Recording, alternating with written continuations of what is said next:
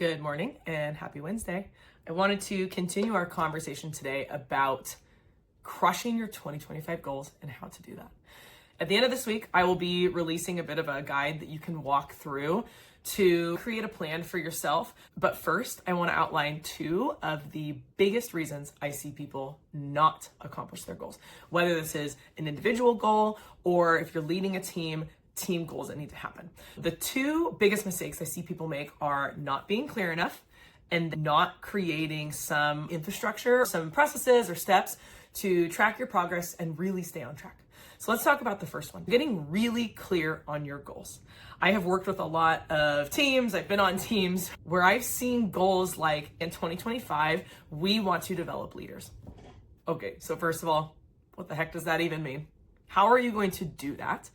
Especially if you're leading a team or this is a goal for a department or a group. If you are not clear on what it means and how they are going to develop leaders this year, you're going to get to the end of the year and people are going to go, did we do that? Did we? You want to avoid that. So here's what you need to do. Let's say you're a team in the organization that has a hand in developing leaders and your goal is to develop the leaders in your organization this year. Are you creating a leadership development program? Do you want to internally develop and promote at least 3 leaders? You need to get clear on what that means so that people on your team understand what they're working towards and can make actual progress towards that. The same holds true if you are creating an individual goal for yourself. It's so easy to kick the can down the road if you haven't actually identified what that is. An easy example is, I want to get healthier in 2025. Okay, well, what does that mean? Do you want to increase your fitness in 2025? Do you want to lose weight in 2025? What do you mean by that?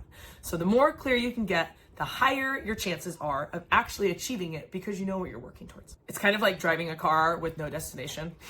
If you're just driving, you don't really know if you've gotten to where you're going because you don't really know where you're going. So let's figure out where we're going so that way we can plan for how to get there, but also know when we've made it. So the other biggest mistake I see people make is to not create or implement some processes or some ways of tracking how you're doing to your goals. So let's talk about for teams first. One of the easiest ways I see to do this is to integrate some sort of progress check into team meetings or one-on-ones, or somehow continue to stay on top of how are we doing towards that? Do we need help with it? Are we hitting any roadblocks? Where are we crushing it? And let's keep going. So staying on top of it and continually talking about it is going to help keep your eyes on the prize and make sure that people know where they're going and how they're doing and what needs to be adjusted in order to meet the goal. Same thing for you personally. How can you integrate this into your own processes where maybe weekly you are reviewing and giving yourself a bit of a status update? Like, yeah, I'm really doing well at that, or oh no, I haven't actually started that. I see so often that people do not integrate this very tiny step and then they get 2 months into a 3-month goal and they're like, oh my gosh, I haven't even started it yet.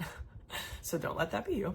And let's find some ways to really integrate some processes to stay on top of it.